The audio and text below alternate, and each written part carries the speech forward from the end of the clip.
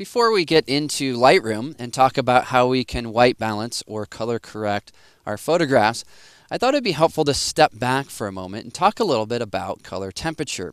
Now here we can see we have different color temperatures from warm to cool.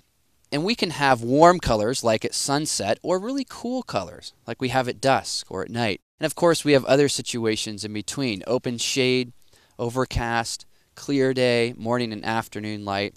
And so what white balance has to do with is how we deal with these different situations. For example, if we capture an image in open shade, it's going to have a blue cast.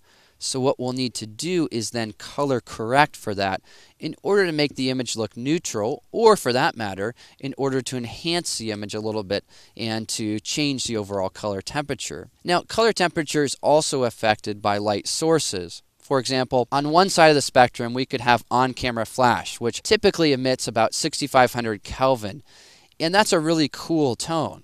Or on the other side of the spectrum, we could have something which is lit by candles, really warm tones down here, about 1800 Kelvin. And we have a number of different situations between, whether it's studio lights at about 5500 Kelvin or tungsten lighting, which is at about 3200 Kelvin. So the whole point here is that color temperature varies based on the different light sources or the context that we're in.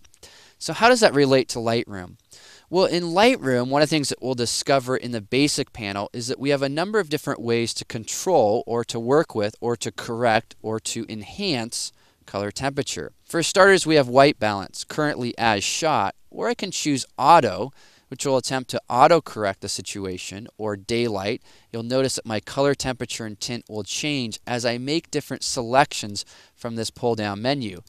And what this can do for us is, if we know how a photograph was captured, we can choose one of these options in order to color correct or white balance our photographs. All right, well, what about the other controls here? We can also simply click and drag the sliders. Temperature, we can either make this more cool or warm, or tint for that matter, green or magenta.